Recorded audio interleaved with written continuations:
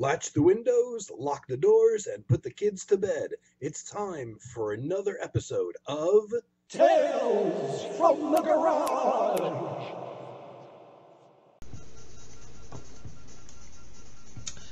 Hey guys, it's me. I'm back. I know what you're thinking. First he doesn't make any videos for 3 or 4 months, whatever it was, and now you can't get rid of me. Well, I'm on a roll. What can I say? Hopefully the music's not too loud. Tried to check my levels, but that's always an iffy thing. So I decided to do a video, and don't worry, I'm getting back to my Terry Riley videos. Had this idea for a long time, and was going to do it as part of a series, but I could only think of initially one album that would fit the mode here of discussion, and that is albums that everyone hates that I love. And I don't mean like, you know, when you have an artist, everybody has a favorite album by the artist in general, and a lot of people disagree. Well, that's not my favorite by him, it's a good album. I don't mean like that. I mean, I have seen nothing but bad reviews for this album, and but I love it. So I thought I would show it and explain why. Now, you know, I thought this would be a good idea for a series, but until just moments ago I could think of not another single album that really falls into this category. And I did think of another one by a kind of like a jazz fusion group that I've never really covered or spoken about. So maybe I'll do that one as well, though that would be pretty short. So initially I was just going to show the one album, and I thought, well, gee, you know, everybody expects me to do 6-hour videos here. How am I going to do a 6-hour video talking about one album? But I kind of figured, well, in the thread of that, I thought I might discuss how I got this album into my collection, because it goes all the way back to my initial discovery of ECM Records, and was really the first album by a quote-unquote ECM artist that I bought that wasn't on the ECM label.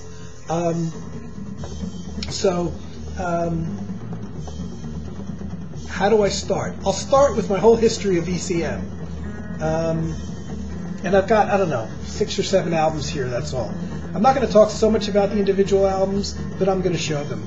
So back in 1978, when there was no internet or anything, I was getting discovering mostly new artists by either flipping through records in a record store and doing blind buys, or any number of magazines that did music reviews.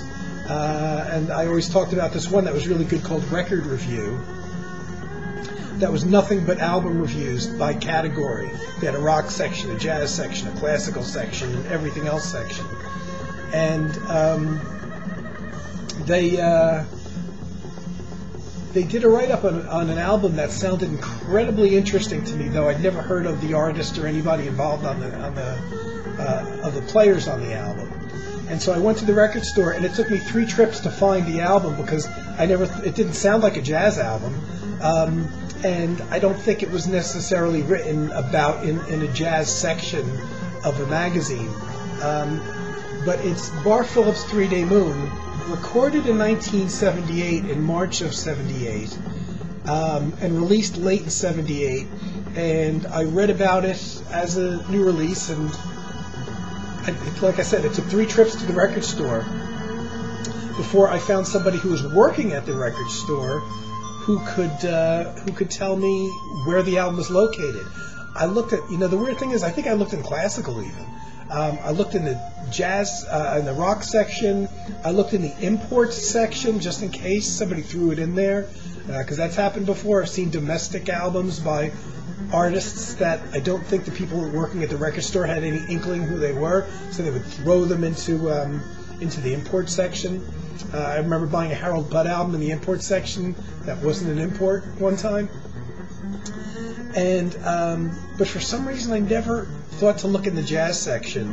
Finally, on my 3rd trip to a record store, I asked about it, And some guy was like, "Oh yeah, let me look. I think it's over here," because it was a relatively new release. So here's Bar Phillips. The album floored me. My first DCM purchase ever. This is the original vinyl. So it was the first time I heard Bar Phillips. It was the first time I heard the other three musicians who played on it.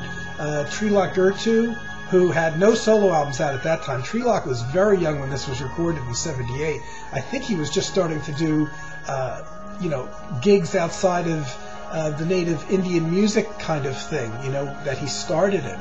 I think he was, this was an early venture into non-traditional Indian music for him, and playing with experimental music and jazz artists, I believe.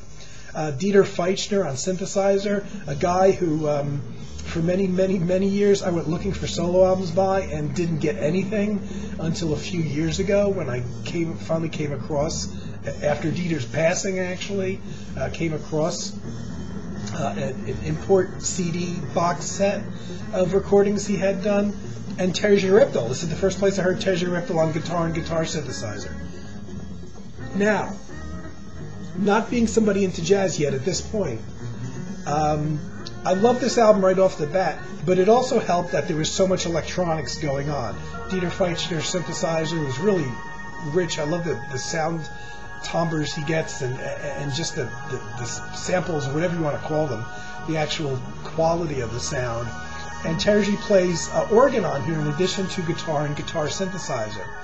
And I love the electric sound he gets on this. And it was not that far off from the progressive rock realm, I guess you could say, that I was kind of coming out of. So it was a good stepping stone. So this album floored me. And I'm not 100% sure of the exact order. And this is the one. This is the domino. This is the first domino in the batch that ended with me buying hundreds of ECM recordings since that time. And literally all these artists I discovered. It's kind of a weird place to discover Terje Repdal, because Terje himself is much more popular than Bar Phillips. But this is where I first heard him. So I, started, being some. I get all of you, people that are heavily into music, generally will pay attention to who's playing on an album, so that if you like that player's contribution, you will check to see if they've got solo albums out or whatever. I'm not sure if this was the next DCM album I bought or not, because they came in such quick succession. But it was one of the very next, actually bought in the same record store, Mountainscapes, which was Bar Phillips' previous album. Now this one also had some of the same members on. It had Dieter Feichner again on synthesizer, and again, loved his contribution. Took me years to find anything by him solo. But it also had John Sermon. Here was the first place I ever heard John Sermon play. Stu Martin, the percussionist, playing drums and synthesizer as well. So John Sermon's playing horns on here and synthesizer. Stu Martin's playing drums and synthesizer. Dieter Feichner's playing synthesizer. So there's a lot of synthesizers going on here. Bar Phillips is playing upright bass, as always. And again, this album was recorded 2 years prior to 3 Day Moon. And this one was recorded in March '76, which I probably picked this up in late '78 or early '79. And on one track, and this is again an odd place to hear him, on one track, the last track, there's an improvised guitar solo by John Abercrombie. It's his only appearance on the album, just on the last track. Very different player than Terje Repdal, very clean sound, but I loved it right off the bat. I loved his guitar tone as well. So, again, there's another artist that I'm looking for. So from just these two albums, I ended up looking for, and buying, more than a half a dozen different artists' albums. It took me, like I said, a long time to find Dieter Feichner's stuff. I did follow Trilok Gurtu's career path as a sideman, and then eventually, it took a long time before he started recording solo albums under his own name. Of course, Terje Repdal, John Abercrombie I discovered through here, as well as Stu Martin, and John Sermon. So those are all people that I picked, with the exception of Stu Martin. I don't have anything he did solely as a leader. But again, the first place I heard John Sermon, started picking up John Sermon records eventually. So, my real enjoyment and love for, the 3-Day Moon album, and for Terje Reptel's contribution on it, led me to look for Terje Reptel albums, which I found very quickly. So here's one. This was recorded June 78 that I picked up again in probably early 79, I want to say. I guess I picked it up as a relatively new release. I didn't even realize it was a new release at the time, but it must have been. This is a trio album, and I thought, maybe I wasn't quite ready to. I like smaller groups. So this was a trio. I figured something I could relate to. It's got a drummer, Jack DeJohnette. First place I heard Jack DeJohnette, by the way. A bass player I was totally unfamiliar with, Miroslav Vidas, who plays double bass and piano on this. All these guys write. And Terje Reptel on guitar, once again playing guitar synthesizer and organ, just like he did on the 3-Day Moon album. And in fact, this was recorded just 2 or 3 months after the 3-Day Moon album. So I'm wondering if Terje just happened to haul that same organ into the studio, or he's using one that was in the studio. Now, this, another one I loved right off the bat, and I've talked about this before. I didn't fully understand why Jack DeJohnette played drums the way he did initially. When I saw this lineup, it's essentially guitar, bass, and drums, with the guitarist and bassist doubling on keyboards, and I was expecting the drummer to keep a straight beat. I'm glad he didn't, because I probably would not listen to this now anymore.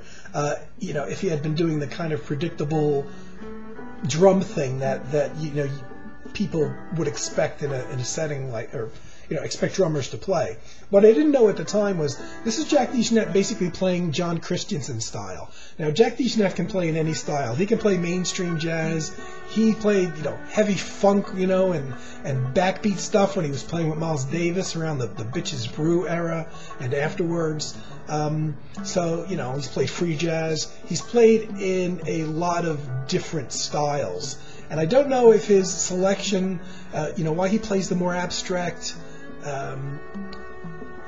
style of John Christensen is because he was familiar with John Christensen's drumming. I know he's heard John Christensen, and he's aware of who he is because there is a drum video of Jack DeJohnette giving drum instruction lessons, and he mentions a number of drummers that he thought are unique and unusual, and he mentioned John Christensen in them.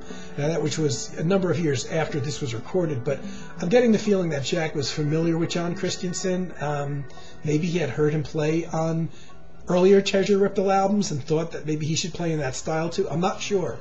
But I didn't quite get it at first. I liked it immediately, but I'm like, well, how come he's not playing the beat where I can, the bass drum and the snare playing a predictable groove thing, much more abstract than that, much more dynamic. In fact, it's all dynamics. It's. I always say it's like a drummer, like a timpani player would play in an orchestra. They don't really play the beats. It's more. When you hear the timpani or percussion in an orchestral piece, most of the time, it's usually there for dynamics and building tension and volume swells and that kind of thing.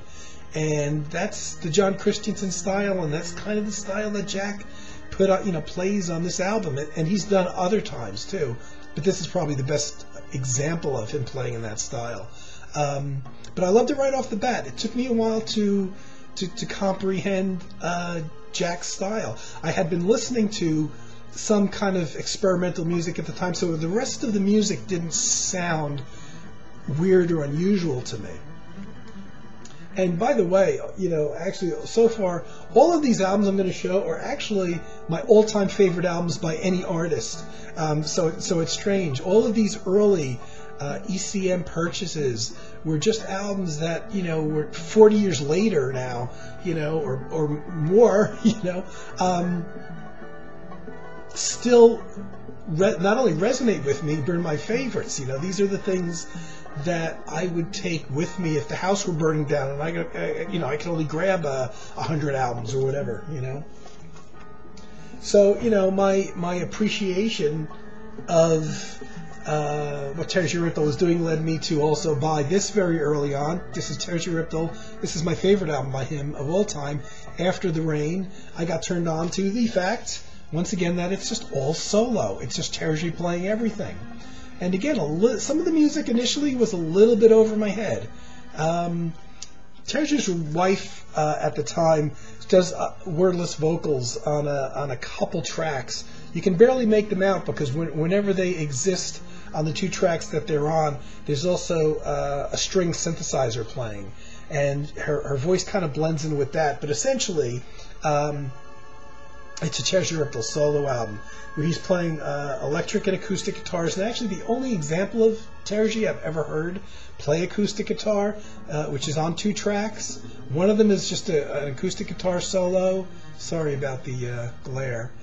And the other track is a acoustic guitar duet with himself. And so he plays the string ensemble, the keyboard, the synthesizer, electric piano, acoustic piano, a little bit of soprano saxophone, some flute, even tubular bells, and of course his electric guitar. So, and this was recorded in August '76. This is my all-time favorite Terje album. And again, another direct outgrowth from hearing him play on that 3 Day Moon album by Bart Phillips. And again, the Bart Phillips album, the Mountainscapes album, where John Abercrombie played one improvised guitar solo on one track, and I thought to myself, I gotta pick up more by this guy. Led me to a couple more albums, or several more albums, and one of the first ones, I think this is the first, full John Abercrombie solo album I bought. It's Gateway 2, so it's a group. Dave Holland on bass. Here's the first time I heard Dave Holland, so, what did I do? Of course, naturally, I went on and bought Dave Holland records after this, and Jack DeJohnette on drums. Well, there's Jack DeJohnette again, from the Miroslav Vitas album, and Terje Reptel album. So I was a little bit prepared for his drum style, and his drum style here is maybe a little bit less abstract than on the Terje Reptel album, but it's in that same mode. But this is getting closer to acoustic jazz, so it's getting me a little bit further away from my progressive rock and heavy synthesizer and processed electric guitar roots. John Abercrombie at this time was using his electric mandolin, which was a really cool sound. He was using that very clean guitar tone, not quite a pure jazz guitar tone, but a clean guitar tone nonetheless. That I began to appreciate. It took a little bit of time. Dave Holland's playing upright bass. So again, of course, with Bart Phillips, I was getting into the mode of really hearing a lot of upright bass, and Miroslav Vitas as well. Prior to this, I never really heard it. Not on albums that I bought, because everybody else, pretty much in every other genre of music, is playing electric bass. So I really very quickly also got a real appreciation for what you can do in an upright bass that you can't do on an electric, especially the bowing aspect of it. So this one is a little bit more closer to acoustic jazz, but I dug it right away. Jack DeJohnette even plays piano on one track here, one of my favorite tracks by him that he ever wrote, called Blue. And it's just, there's no drum overdubs on that track. It's just Jack on piano. John Abercrombie, I think, is playing the electric mandolin on that track, and Dave Holland on bass. And again, this is one of my top 3 favorite John Abercrombie albums. Another one that I bought at around the same time was this, which is my favorite John Abercrombie album, Characters. Like I said, it's an old solo album, and I've always been in love with the concept of one musician going in and playing all the parts himself. And this was recorded in November 77, so I probably got this in 79. And to this day, my favorite John Abercrombie. Again, a lot of acoustic guitar. As a matter of fact, there's more acoustic guitar on this album than I think John ever played on any other album of his. All his own compositions, no cover versions, and everything played by John. Really just 3 instruments on here. His electric mandolin, his 6-string electric guitar, and his 6-string acoustic guitar. And yet, for 45 minutes, you don't get tired of the sameness of sound because of the various different combinations of overdubs he uses between the electric and acoustic guitars and the mandolin. That's pretty hard to do when you're talking about only an album that only comprises a couple different instruments on it. Love this album to this day. And as a result of hearing both of these guys, Pictures. Here's one of my favorite Jack DeJohnette albums. What is this? This is Jack DeJohnette, all solo for half of the album, 3 of the 6 tracks, doing overdubs and playing keyboards and drums. And John Abercrombie, who I had on the Gateway 2 album, and and Characters, and I initially heard on that Bar Phillips album. Love this album to this day. I love this album. And a little bit more out there, But John Abercrombie plays acoustic guitar in 1 track and electric on 2, and then the other 3 tracks are just Jack solo, drums mostly, some piano, and a little bit of organ, and all of an basically from an outgrowth of that first ECM album. And I think this was my first. I am not sure about this one. I think this was my first time I heard Ralph Towner. Was when I discovered, okay, it's interesting. John Abercrombie did a guitar duo album with another guy, Ralph Towner. I think this is the first place I heard Ralph Towner. And, not long after picking up those others, I got this. I am not a fan of guitar duo albums, as a matter of fact. Just for various reasons, but generally not into them. But this is not only one of my favorite albums by either Abercrombie or Towner, but it's also my favorite guitar duo album. In this case, one of the problems with guitar duo albums is you can't tell who's playing what. But in this one you can, because they never play the same instrument at the same time. So Ralph Towner doesn't play electric guitar at all, so all the electric guitar and the electric mandolin is John Abercrombie. All the nylon string is Ralph Towner, and when Ralph Towner plays acoustic, it's an acoustic 12-string guitar, and he plays some piano on here quite effectively on a couple tracks. And when John Abercrombie does play the 6-string acoustic guitar on this, Ralph is actually playing the nylon string guitar on those 1 or 2 tracks. So you can always tell who's playing what, even if you didn't know their styles. Once you get familiar with with those guitarist styles, you really can tell who's playing what, even if they were playing the same instrument. But the combo of this, the little bit of piano, the electronic processing on some of John Abercrombie's electric guitar, that electric mandolin sound, it makes a really beautiful tonal palette for the music. Blending all in with Towner's nylon string and his 12-string acoustic guitar. Now, as a result of my hearing Miroslav Vitous on the album that I'm having trouble pulling out right now, on this album, and I was on this, I couldn't, it was like I was digesting these albums for meals. I couldn't get to the record store fast enough to pick them up. And these were all blind buys because, we're talking about the late 70s here. There's no place to sample these albums. There's no place to hear these albums. They certainly weren't playing them on radio anywhere. Even the college radio stations that I would tune into, I never heard any of this stuff. So I knew who Miroslav Vitous was on this. Thought it was interesting that he doubled on keyboards as well. And he was one of those artists, like some of the others, like Dieter Feichner, that I wasn't, at that time, finding anything that he did on a leader on ECM, because actually I believe now Miroslav Vitous did record some classic albums on ECM But it was right after this point that I discovered these albums. And I want to say, I think his first ECM album as a leader was probably recorded in '79 and came out in '80. And I picked it up, and I did pick that up as well as his subsequent ones.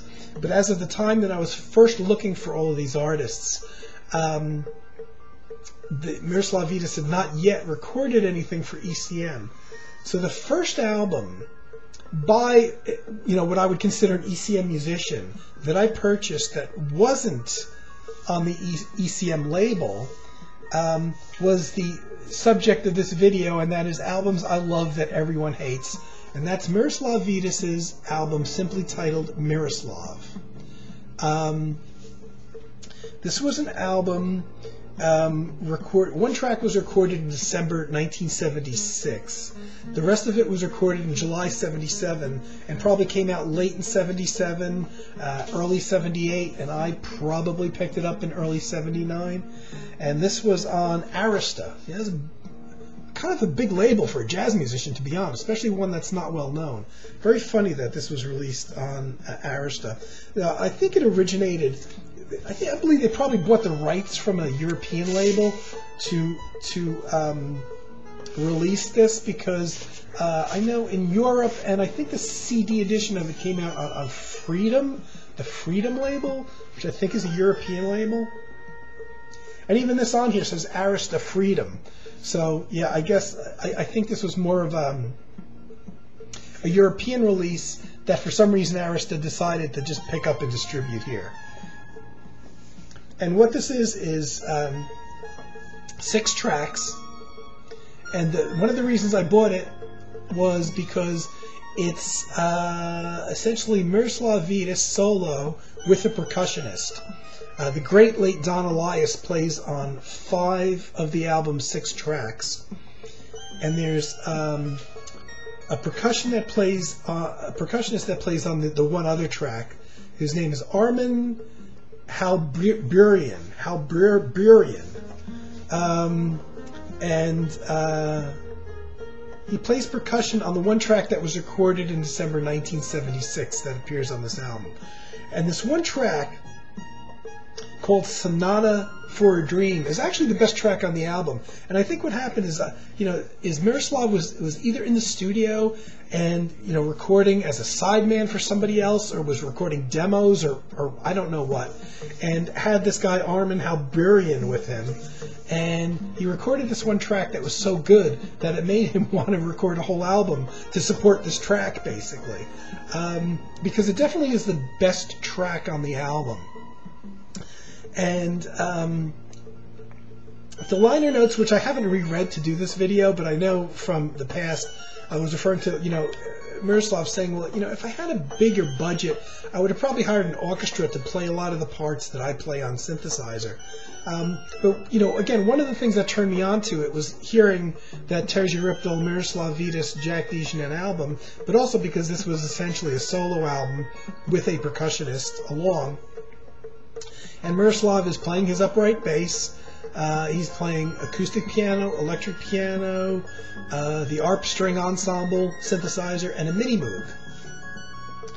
And yet, this is the #1 album of people hate this album, and I love it. Now, I have to admit, when I first bought it, I was highly disappointed, because what I was expecting was, basically as a 2-man band, I was kind of expecting like maybe a more stripped down version of this, of the Terje Rypdal, Miroslav Vitous, Jack DeJohnette album, with a different percussionist and mainly hand drums, and Don Alias, this is the first time I heard Don Alias, but, I definitely really came to appreciate him as well.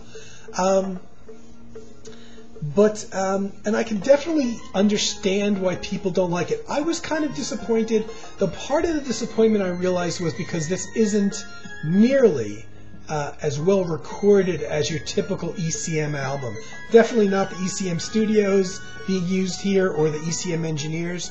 And what happens on the record is a lot of the percussion in particular is not recorded well. There's times when Don Alias is playing congas or bongos, and they're really not mic'd properly, and they sound a little maybe a little distant, or a little bit like he's hitting cardboard boxes or something.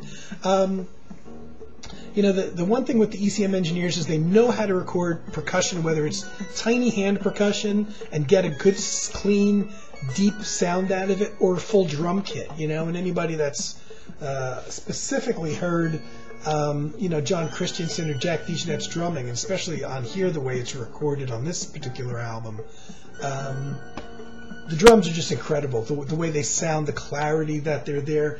You can hear every part of the drum kit, from the floor toms, to the bass, to the hi-hat. You're not just hearing the bass drum and the snare snapping and an occasional cymbal smash. Well, I guess I had those expectations coming into this, and part of the problem is this isn't as well recorded. Another thing, which anybody that has this album, I'd be curious if you hear it the same way I do, because there's a Mini Moog synthesizer on here, which is a monophonic synthesizer. So generally, when it's being played, there's supporting chords, harmonic chords being played in the background to support the single lines that Miroslav Vitous is playing on the Mini Moog. And those supporting chords are played either on an electric piano or an acoustic piano. But I think I hear, especially on the acoustic piano, that the piano is not quite in tune with the synthesizer. So even though the piano is in tune with itself and the synthesizer is in tune with itself, I think the piano's gone out of tune a little bit, and to me the synthesizer, the Mini Moog, sounds a little bit sharp, or the piano's a little bit flat or something. So and it just pops up occasionally at times. But then also there's part of it that I want to say is maybe a little on the jammy side. Now, this whole album is maybe 37, 38 minutes long. It's not a long album. Pretty typical of its time. But there's moments where there's like a rhythm being played, say by Don Elias on the on some hand drums, and Miroslav is just kind of like vamping on a keyboard and playing a lot of solo lines, but you can tell it's being improvised. It's not a composition type of thing, and maybe for moments it doesn't really go anywhere, and so I could see some people thinking that some of the tracks, there's 2 tracks that run over 8 minutes, and I think specifically maybe people would complain that those tracks aren't going anywhere for long periods of time, and maybe that's justified, maybe not. For me, I was disappointed when I first heard the album, but for some reason, and I mean throughout the years, not just initially when I first bought it, for some reason I kept listening to it, and I began to see it in a different light, like maybe a lot of albums that you don't initially like, but that there's something there nonetheless. And I began to see it for what it's worth. Okay, it's not perfectly recorded. Maybe that keyboard's not quite in tune. I'm not sure if that's all in my head. And yeah, it's jammy at times, but that time when there's kind of long stretches when Miroslav is just kind of vamping on the Mini Moog synthesizer mostly, and the music's not. It's just kind of staying still. It's not really progressing anywhere. But it's kind of like it's almost like listening to a private tape of somebody, and I like it for that reason. It's like, Miroslav went in the studio with a percussionist, and they recorded the basic tracks, and maybe the percussionist took off, and then Miroslav was left to do the overdubs, and so I could see him in the studio by himself, late at night doing these mad keyboard overdubs, bass overdubs, that kind of thing. And maybe a bit of it is him just jamming with himself, and it's almost like he was making this for himself instead of thinking about, oh, maybe I should trim this by 3 minutes and make it more bite-sized and shorter and listenable and palpable for the people out there, whatever. So, I really came to like this. And the fact is, there's several, there's 3 tracks on here that are really excellent that I think just about anybody would like, including the one track recorded with another percussionist that was done in December 76. That's Sonata for a Dream, which is just a really pretty 5.5-minute piece. And there's there's a piece called Basamba, which is like a 3-minute piece, which is just, very short, cut to the point. The percussion's very driving. I think most people would like that track. And there's one other track, I think it's like a 5.5-minute track also, that people would like very much. Not sure what Concerto in E minor, I think, is that piece. And then there's the 2 longer ones. I think the longer tracks are the ones that turn people off because they tend to maybe ramble on a bit. But again, that's something I've come to appreciate. Those are tracks that are long enough, being both over 8 minutes, that you kind of just sit back and get lost in. Whereas tracks that run 5 minutes are kind of over before you can get into that mode of listening. But by all the same token, and I've heard some samples, not of Miroslav Vitous' ECM albums, but of other albums that he recorded, where he went out like all-out 70s style funk albums, which I have heard samples of at least one album or 2 that are particularly not very good. And I wouldn't put this in that category, though most people would.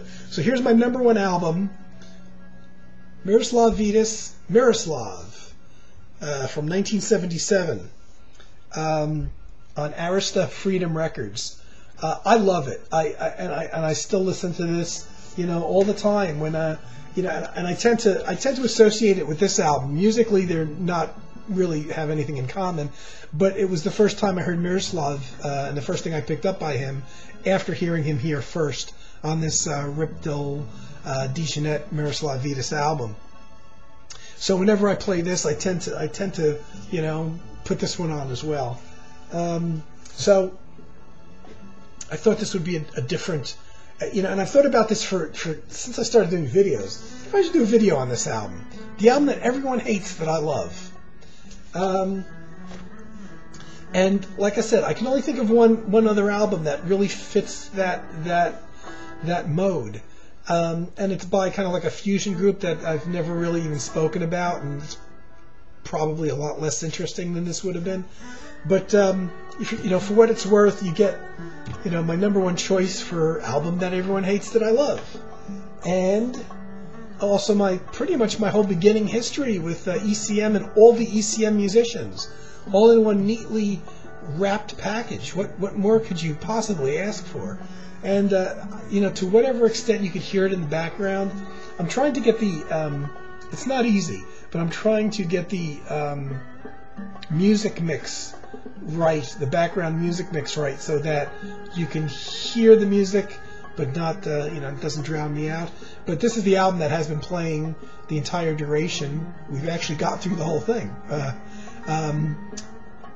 For the video is this album that I've been speaking about. So I am getting back to Terry Riley, part 2 coming up. I just wanted to do this. I'm sorry for doing so many videos in such rapid fire here. My mood lighting is working. See, my emergency light, which I'm sure I'm going to kill making these videos, but that overhead light is just too much.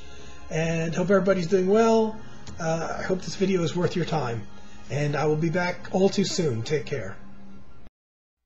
Tune in next time for more Tales from the Garage.